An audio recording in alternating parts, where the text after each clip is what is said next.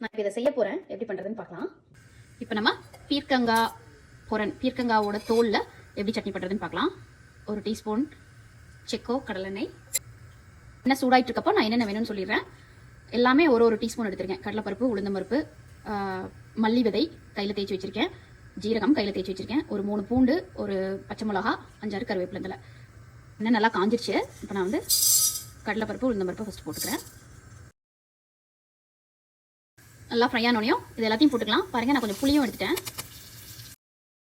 இப்போ இந்த பீர்க்கங்காய் தோலை போட்டுக்கலாம். நல்லா ஃப்ரை பண்ணிக்கலாம். பாருங்கள், ஆறின உடனேயும் மிக்ஸி ஜாரில் போட்டு கொஞ்சம் உப்பு போட்டு லைட்டாக தண்ணி ஊற்றி கெட்டியாக அரைச்சிக்கலாம். பாருங்கள், பீர்க்கங்காய் தோல் சட்னி அரைச்சதுக்கப்புறம் எவ்வளோ சூப்பராக இருக்குது. உப்பு போட்டு லைட்டாக தண்ணி தொளிச்சு அரைச்சிட்டோம். இந்த வீடியோ உங்களுக்கு பிடிச்சிருந்ததுன்னா லைக், ஷேர் அண்ட் சப்ஸ்கிரைப் பண்ணுங்கள். தேங்க்யூ.